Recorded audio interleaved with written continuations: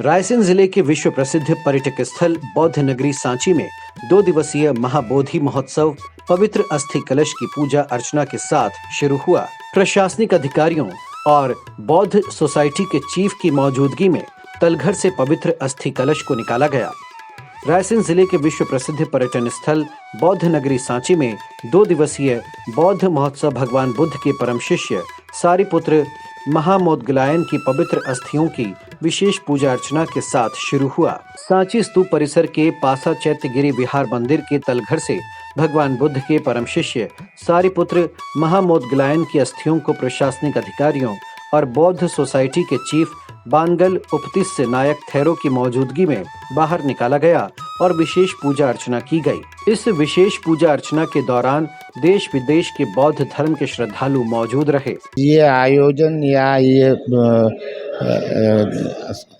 Relics का जो exposition है जनता को दिखाने का ये आज से नहीं बल्कि 1952 से शुरू होकर आज तक चलाते आ रहे हैं, क्योंकि भगवान बुद्ध के और उनके शिष्य का अस्थियों को दर्शन करना बौद्ध हम लोगों के लिए एक बहुत बड़ा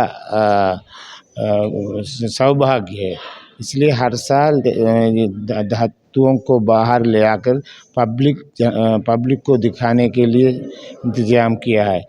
ये रेलिक्स जो है यहाँ पर जो रखे गए हैं 1952 में, उस समय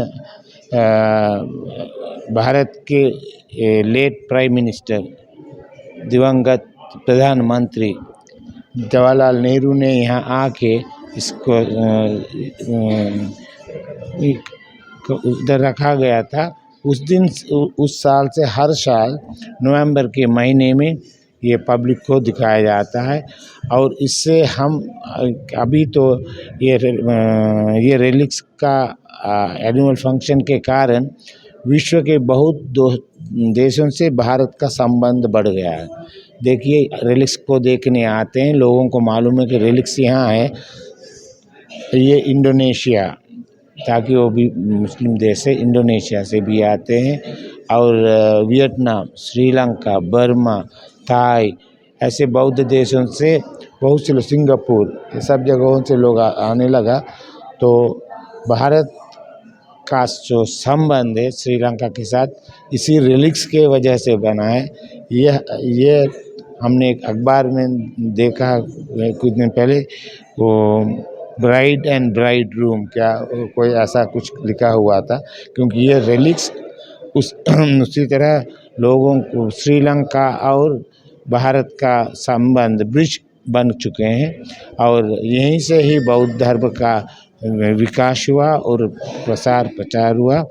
सम्राट अशोक के पुत्र महिंद और पुत्र संघमित्रा यहीं से शांति का संदेश लेके श्रीलंका गए, इसीलिए सांची का नाम वास्तव में शांति धीरे धीरे सांची बन गए।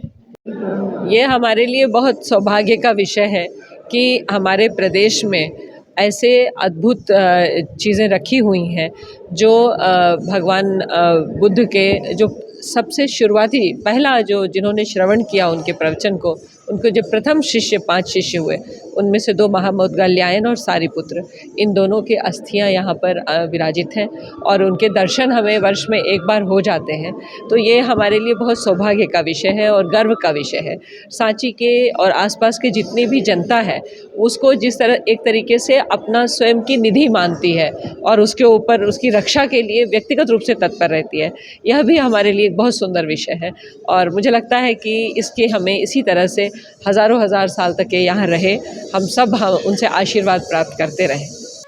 महाबोधि महोत्सव को लेकर चैत्यगिरी विहार मंदिर को आकर्षक रंग बिरंगे फूलों से सजाया गया था। कार्यक्रम में शामिल हुए विद्वानों ने भगवान बुद्ध के शांति संदेश को जीवन में आत्मसात किए जाने की प्रेरणा दी।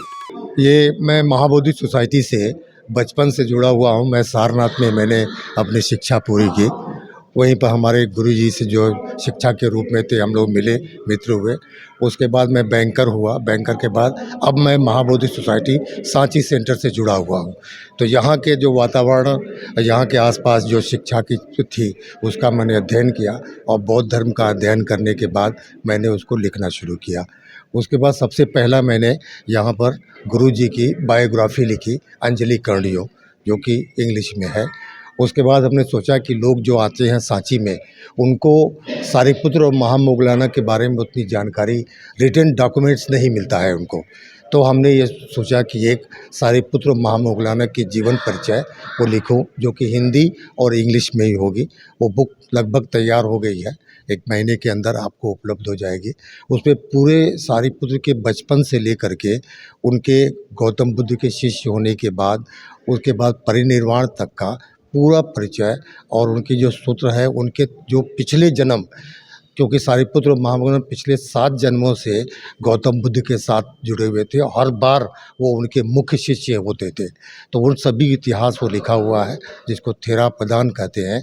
उसमें उसको हमने इस अवसर पर श्रीलंका महाबोधि सोसाइटी के चीफ, लंकाजी टेम्पल जापान के मुख्य संघ नायक पूज्य बानगल उपतिस्य नायक थेरो एवं वरिष्ठ IPS अधिकारी अनुराधा शंकर भी मौजूद रहीं।